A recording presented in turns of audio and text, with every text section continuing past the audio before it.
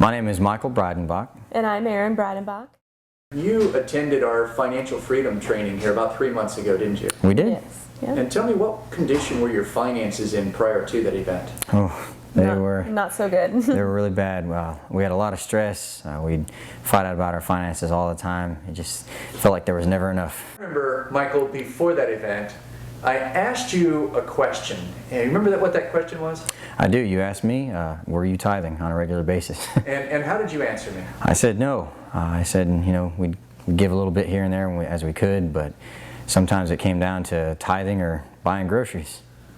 Now, you made some changes after attending that training that Saturday, didn't you? We did, absolutely. What's one of the biggest changes that you've made?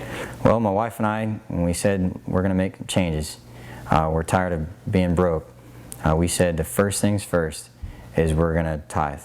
No matter what, every time we get paid, that's the first thing we're going to do is give back to God. Now, you said you made the commitment to give first. Right. Yes. You chose to give to your church for charity. That's right. Now, you made that commitment. I remember you sharing with me within about 2 weeks of making that commitment some real exciting news that broke loose. What was that? Well, several things happened. Well, one that was great was the military actually made a mistake for the past 4 years, and they realized that they didn't pay me certain money, so they sent me a check in the mail for $3,000. So that was, and it couldn't have come at a better time. A lot of wonderful things happened with Erin. I was actually working 2 jobs to make the ends meet, and Erin actually got a wonderful part-time job where she only has to work Just 2 days a week. 2 days a week, and completely replaced my income and then some. We made a wonderful financial gain off of selling our house because we wanted to cut back on our mortgage. Cut back on our debt. Yeah, and we made a huge financial gain, and we were able to buy a house that was much less expensive, that cut our mortgage almost in half, and it's been just wonderful. Months after you went through that financial freedom seminar and learned these biblical principles on your finances, how has your finances changed? Oh, we're a lot more responsible with our money, and we're able to give to God. Yeah, we're able to get our priorities in order, I guess you could say. Yeah. Remembering that God's first, and then, you know, Yeah. and everything else will fall in place if you give God first. Yeah, we set up a nice plan, and we stopped spending frivolously, and we're actually a lot more mature with our money and a lot wiser.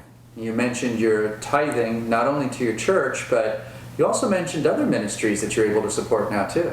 Yeah, that's right. Yep, my uncle has his own ministry called Global Renewal, and we're able to give to him monthly and help support his ministry, which supports Teen Challenge. We also organization.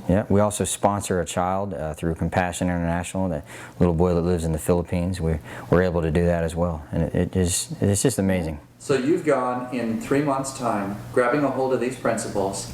You've gone from it's either groceries or tithes to now tithes is a must, and you're giving additional offerings and supporting ministries, giving even more than you thought possible before. That's correct. Yeah. And God's blessed you by increasing your finances through job promotions, through unexpected found pay that you were owed, but somebody made the mistake on. Yeah, Yeah. that's correct. That's phenomenal. Yeah. That's phenomenal. It has been a blessing. It really has.